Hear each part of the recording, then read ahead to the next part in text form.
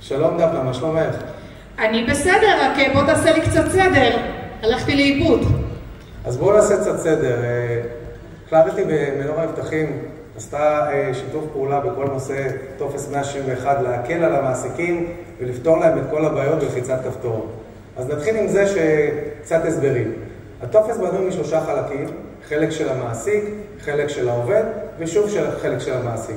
צריך לזכור שהמעסיק אחראי על כל התהליך הזה, בין אם העובד חתם על הטופס ובין אם העובד לא חתם על הטופס. ואנחנו פה עשינו אינטגרציה מלאה של כל התהליך באופן דיגיטלי, שהמעסיק יוכל לראות את כל שלבי התהליך באופן ברור ומהיר. בנוסף לזה, אפשרנו למעסיק לקבל את כל המידע עבור הצבירות במהלך אוטומטי.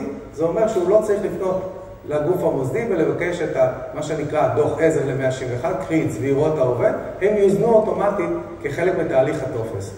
כל התהליך הזה הוא מאוד קל ולחיצת כפתור ונפתר מהר מאוד. אתה משתמש באתר רשות המיסים כדי למלא את טופס 161? לא. מערכת שאנחנו פיתחנו נותנת מענה הרבה יותר רחב מאתר רשות המיסים. אחד, אתר רשות המיסים לא נותן מענה לשלושת הערוצים שהעובד יכול לבחור בהם. קרי, הוא נותן מענה רק על רצף קצבה. במידה והעובד בחר לעשות רצף פיצויים או לחלופין למשוך את הכספים, אין מענה באתר האוצר. בנוסף לזה, גם אם המעסיק נותן שירותים או חשב מסחר לריבוי מעסיקים, כל התהליך הזה הופך להיות הרבה יותר מסורבל בכל תהליך הרישומי והעבודה השוטפת עם אתר רשות המיסים. אז איך בעצם זה עובד היום?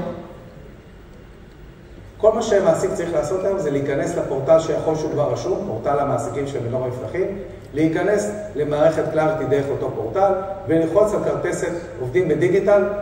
תחת עובדים בדיגיטל נמתין לו תהליך שנקרא 161 החדש, שיעשה את כל התהליך באופן דיגיטלי עבורו.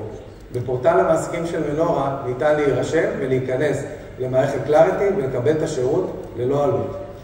ומה עושים במקרה שיש לעובד מוצרים פנסיונים שלא מנוהלים במנורה מבטחים? כמו תמיד אתם יודעים, מנורה חושבת על הכל, וגם פה היא נתנה פתרון המאפשר למעסיק להרחיב את השירות ל-161 רב יצרני, קרי שיאפשר לי להזין צבירות של מוצרים נוספים. גם זה בתוך הפורטל ניתן להירשם ולהרחיב את השירות.